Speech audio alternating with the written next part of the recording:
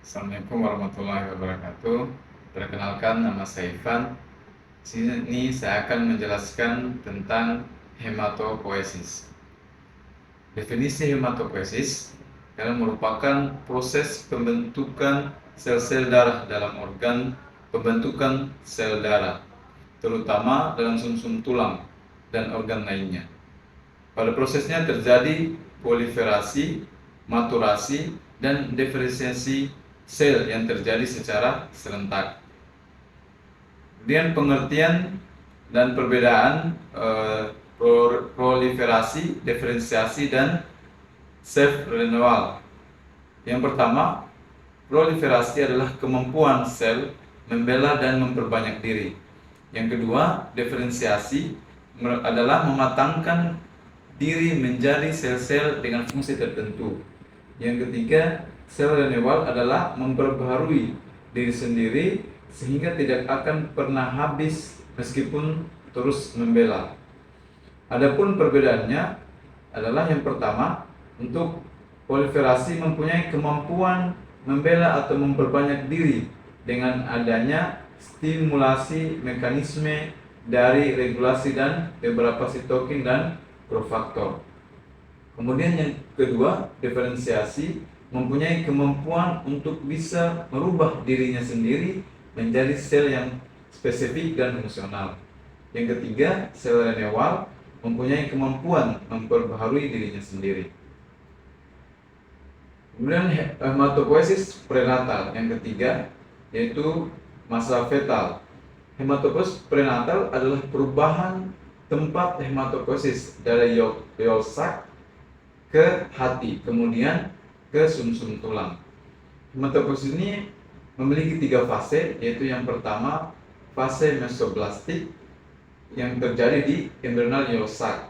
Fase kedua yaitu hepatik, terjadi di hepar atau di hati. Untuk fase yang ketiga yaitu medularis, yaitu myeloid yang terjadi di tulang. Kemudian fase mesoblastik ini terjadi masa prenatal pada saat embrio berumur 2-10 minggu. Proses terjadinya di dalam yolk sac atau kantong poni telur yang berada dekat jaringan mesenkim batang tubuh. Sel darah dibuat jaringan mesenkim 2-3 minggu setelah fertilisasi. Mesenkim ini menyusutkan cabang-cabangnya lalu berkembang menjadi eritroblast primitif yang mengumpul membentuk agregat yang disebut pulau darah, berproliferasi membentuk hemoglobin dan eritrosit polikromatophilik, lalu terbentuklah eritrosit primitif, yaitu eritrosit yang memiliki inti sel. Yang kedua, fase hepatik. Fase ini terjadi pada masa prenatal ketika janin berusia 6 minggu. Sel induk hematopoiesis yang berasal dari mesoderm mempunyai respon terhadap faktor pertumbuhan, antara lain eritropoietin dan faktor stem cell. Faktor hepatik berawal dari stem cell pluripotent yang berpindah dari yolk sac ke hati. Pada usia 6 minggu, sel induk hematopoiesis mulai berkelompok dalam primordium hati janin, lalu berproliferasi menjadi eritroblast definite yang berkembang menjadi eritrosit definite yang sudah tidak berinti lagi. Pada minggu ke-8 ditemukan juga leukosit granular dan megakaryosit pada hati, dan blood island mengalami regresi. Lalu pada usia 12 minggu proses hematopoiesis terjadi pula pada limfa. Kemudian fase medularis.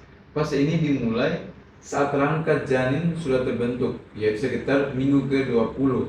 Rangka yang terbentuk pada janin masih berbentuk tulang rawan hialin setelah terbentuknya pusat penulangan. Dimulai proses sel darah dalam sumsum tulang. Lalu sel darah dan mesenkim menerobos masuk ke dalam rongga tulang rawan tersebut, kemudian berdiferensiasi menjadi osteoblast dan sel retikulum yang membentuk storma sumsum tulang.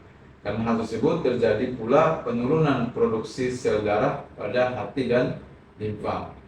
Kemudian terakhir, proses terjadinya fase di setiap tempat yang menghasilkan hemoglobin.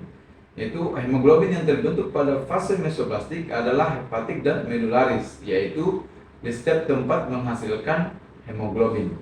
Pada masa embrional, mesoblastik menghasilkan 3 hemoglobin, yaitu hemoglobin Goel 1, Goel 2, dan hemoglobin Hort-Plane.